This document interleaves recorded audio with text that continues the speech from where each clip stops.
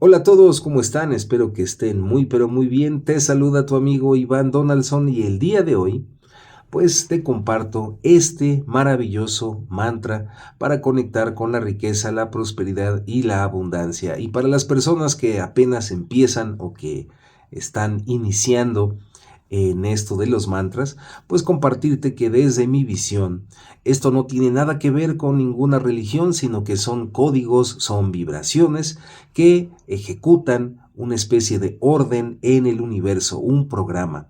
Así que, libre de todo tipo de dogma y superstición, te invito a recitar y a escuchar este mantra junto conmigo.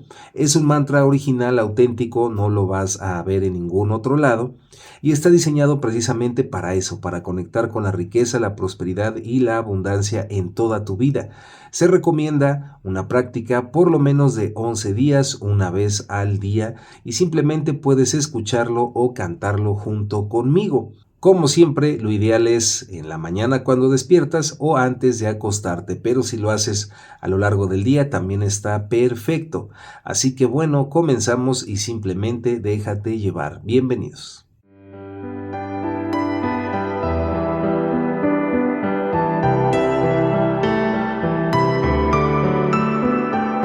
Om Shri Dana Prajna Samnidhi Swaha Om Shri Dana Prajna Samnidhi Swaha Om Shri Dana Prajna Samnidhi Swaha Om Shri Dana Prajna Samnidhi Swaha Om Shri Dana Prajna Samnidhi Swaha Om Shri Dana Prajna Samnidhi Swaha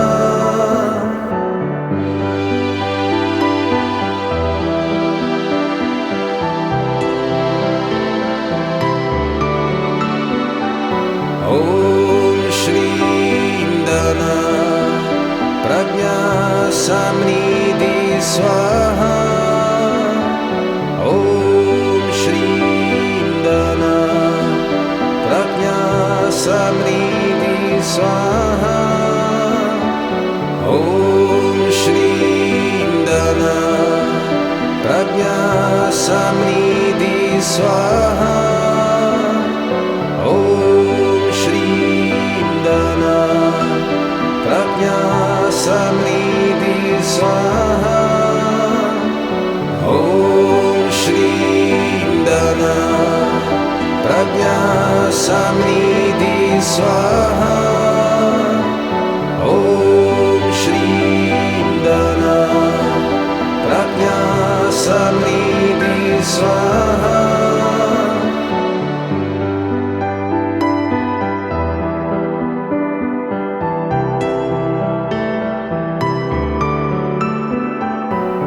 Om Shri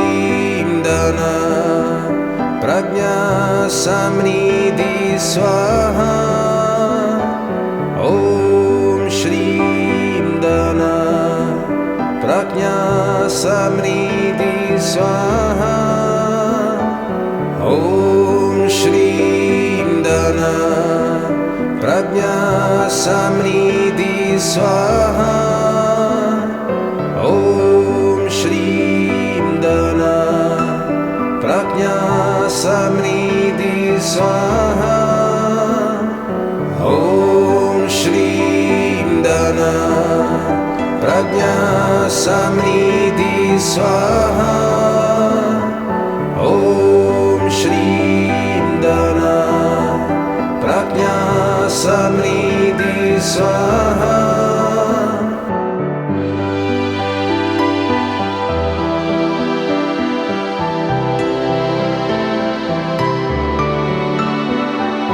Om Shri Dana Prajna Samnidhi Swaha